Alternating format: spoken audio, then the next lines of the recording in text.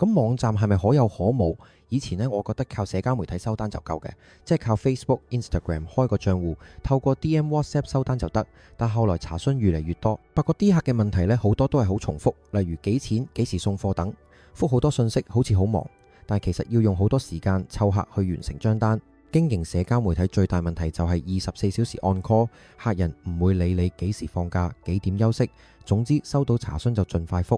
有時半夜起身聽到有信息都會爬起身覆客，日積月累，精神越嚟越差。我想走出呢個循環，揾更有效提升營業額之餘，令自己生意更輕鬆。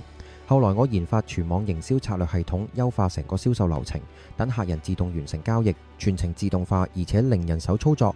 因為流程順暢清晰，令到客人更有信心，生意額更大幅上升4倍以上。自動化成交令我心情輕鬆，而且更多自由時間。全網營銷系統真正可以解決經營社交媒體同埋網站成交問題。